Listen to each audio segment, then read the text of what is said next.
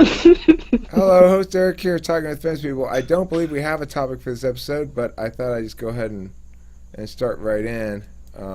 We're on a learning adventure tonight, Unify. That's why. If you're a particularly good learner, then you'll have your turn at the captain's wheel.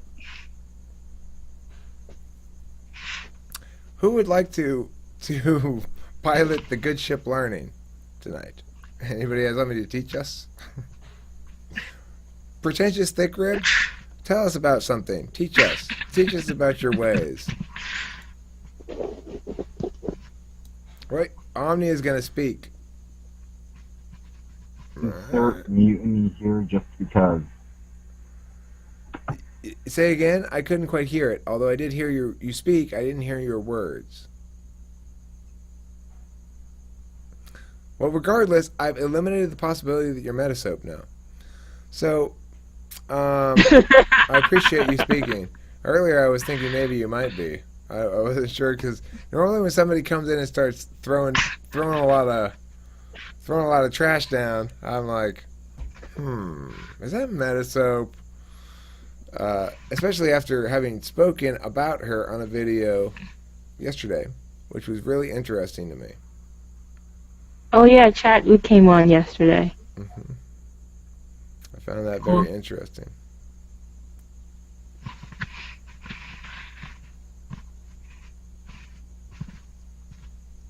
Omnia? I have nothing to teach you. Oh, well, Omnia had his mic on, so I was waiting with anticipation to see if he was going to say something, but he was not. Okay, well, JC says she has nothing to teach me. So, JC, explain to me then. Tell me about this nothing. I want to know more. You apparently have a lot to teach about it.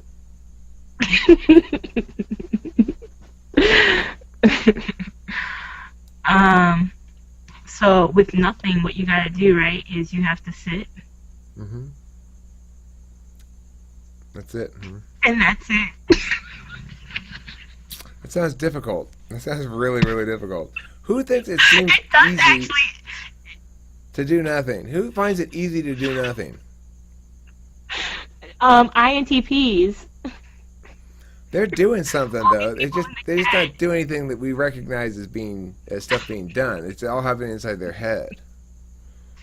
uh, well, I can't sit and do nothing. That's like extremely difficult for me. How long can you sit with keeping no thoughts coming into your head at all? Like meditate, almost. Yeah, if you're trying to do that, if you're doing that kind of a Zen meditation where you're trying to empty your head of thoughts and just note, and basically put yourself in a pure SE state, it should be easier for you, it would seem, than for me. That's what I consider a Yeah, pure it sounds SE like it state would to be be. easier for me.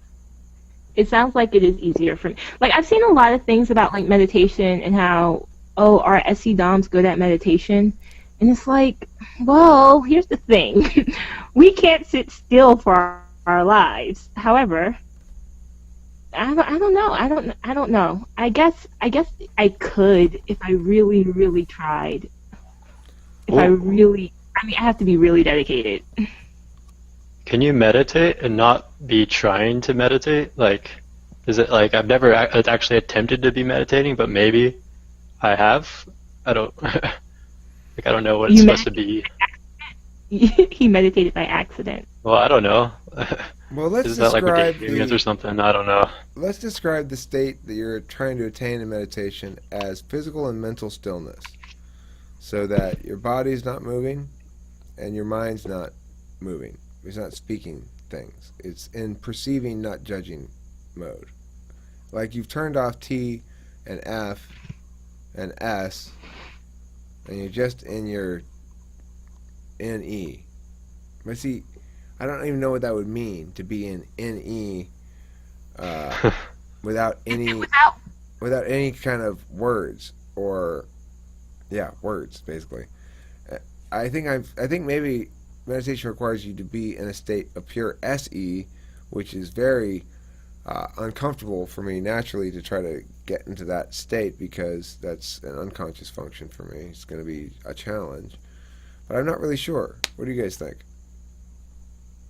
Is it a state of pure SE or is it a state of pure NI?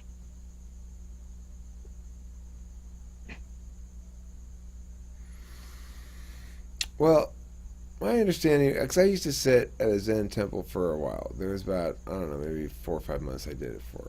And I went pretty regularly. And my understanding of it was that at least the way the behavior to engage in was to be aware of all of the sounds of the room, be aware of the sight in front of you because it was eyes open meditation, and yet aware of and attending to it passively, such that it's not, you're not doing any mental work about it, but you're aware of it. Just kind of like maybe letting Okay. the environment interact with you rather than you and it. I don't know. See, the way you describe it does make it sound more SE-like. Whereas I don't think, number one, I really don't know, I don't have a good take on meditation. It's not like, I haven't done a lot of research. I feel like there's a lot to know about it. And I haven't done the research. But the way you put it, I probably could meditate, like, for a while. However, the hard thing, like, it's actually physically hard to sit still, like to hold my body still. That's the hardest part. It's not the stop the wandering thoughts. That's not the hard part. The hard part is to actually physically sit still and like not be shaking my foot or moving my hand or something like that. Well, I actually find it easier to focus when I'm like writing or singing or like I have like little tics that I do while I'm doing stuff to help me focus. right. I wonder if it's more difficult for the physical part for the SE Dom and more difficult for the mental part for the NE Dom as far as keeping my mind quiet. That's the thing that I find impossible. I can't go more than a couple of half seconds without thinking something else. It just seems impossible. Without thinking something, at least thinking about the fact that I'm not thinking about something, or checking to see if I am not thinking about something, you know? I mean, that's hard. I think that's hard for anybody, though. Just not thinking. The act of quiet your inner voice. Unify says it's impossible. I don't know if it's. I don't think it's impossible, Unify. I don't think it's impossible. I think it's possible. I just think it's very hard. Yeah, I agree with JC's interpretation of that. It's the ability to not use a judging function. That's what it is. Mm. Unless, I mean, I think that's what it has to be. It has to be that, because I was going to say, well, that would make it more difficult though for a TI dom to experience then. But see, I don't think it is. I think every type has its own difficulty. That for you and me, the difficulty is very one-dimensional. It's you have trouble sitting still. You probably also have some trouble with the mental thing. I have trouble with the mental thing. I probably also have some trouble with the sitting thing. I have trouble with both. But I think the one that I have the most aware trouble of is the talking in my head. The one that you're most aware of your trouble of may be the sitting one. And that would be consistent with the notion that our things are actually quite close to each other. Your NE is in the 8th slot, my SE is in the 8th slot, so we're both going to experience that kind of close to the surfaceness of the other one. Yeah. It's boring. Let me stop. Meditation is boring. It's boring. No. It is. I'll tell you this, that there is this element to it, basically spiritual practice in general, prayer, meditation, whatever you want, whatever format you want to use, that it basically, if you invest time into it, you'll get time out of it of increased calm. but Mm. that it's not really a net total benefit. So that you got to put so much time into it that even if the time you have out of it is more calm, it's not really worth it. Because I know this because of China, my experience in China when I was doing AA stuff. I had, I went to China and I'd only quit drinking for not very long time. I wanted to make sure I didn't start drinking again. I went to as many AA meetings as I possibly could, and that would often mean a couple a day. They had 3 a day usually at this place in Shanghai, and there's only one place in Shanghai you could go to a meeting. There's one AA club in all of Shanghai. There's one for Americans or expats that's in English. There's one for Chinese people that is for all of the Chinese people in Shanghai. One AA meeting. Wow. Anyway, the point is, I went there a lot, but I found that over time I did get a certain high quality piece about me that was valuable, that I enjoyed, made me feel part of a community. But I also felt as though my life was of limited scope, that I was restraining myself to a certain set of perspectives and a certain set of experiences to enable me to function more effectively in other experiences, and that ultimately that was a inefficient mechanism, right? It took too much time to get, there's got to be a better way to do this, basically.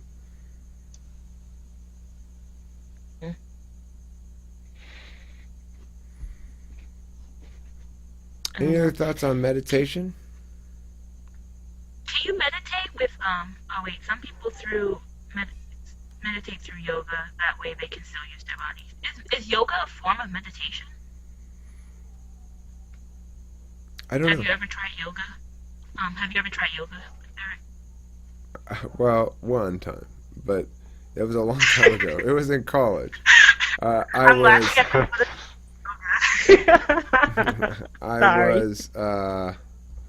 It was a class.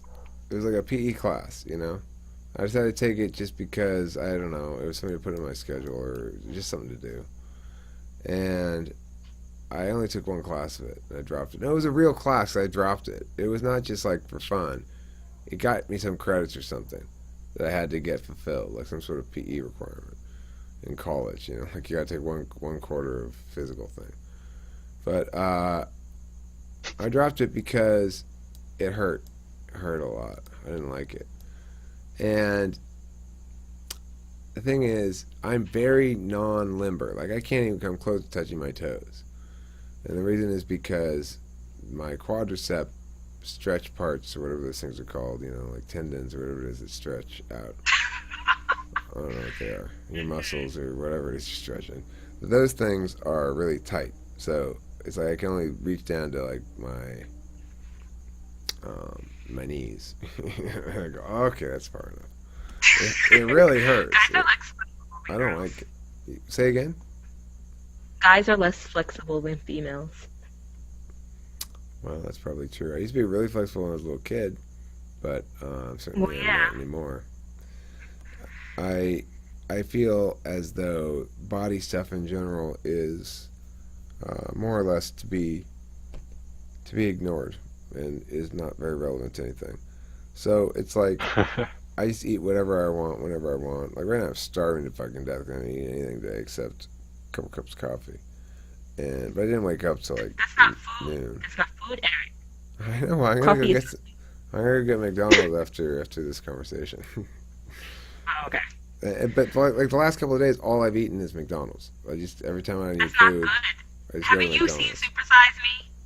Haven't you seen Super Size Me? No, is it about? Do you think it's eligible to be?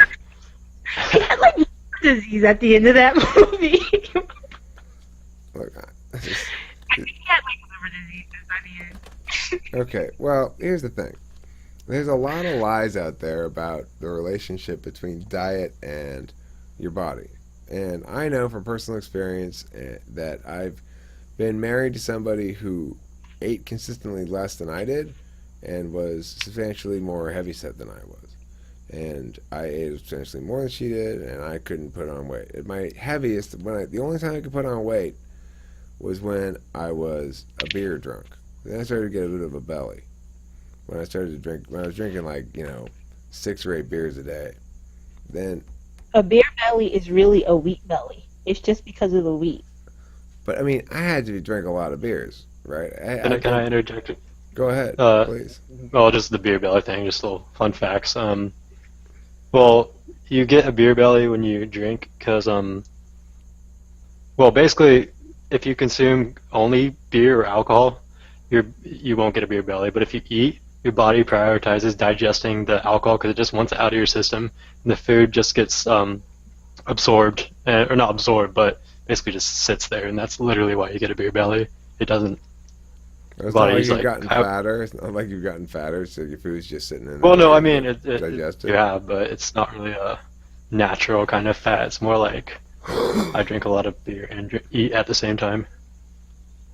But, Right. yeah. Well, Unify wants you to cite your source or something. I don't know. Oh, there we go. My experience with getting a beer belly is that when I quit drinking, it went away, even though I ate a lot more food. Like when I quit drinking, I replaced the alcohol with candy mostly. I eat shitloads of food, but I'd also eat shitloads of candy. It's just nonstop sugar, and that was how I lost weight, was eating shitloads of food and candy. Why? Because I wasn't drinking alcohol anymore, and I started losing weight.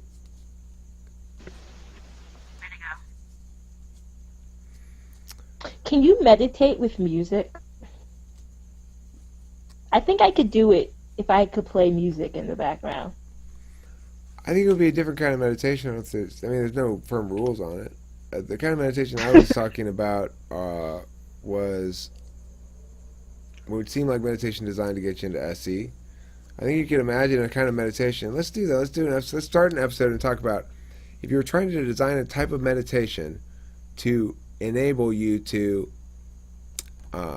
experience a given type. We'll start with the SE example as a recap here in this next video, and then we'll go into other ones and see which ones seem plausible that you could come up with a meditation so that you could experience just that one function, not in conjunction with any other.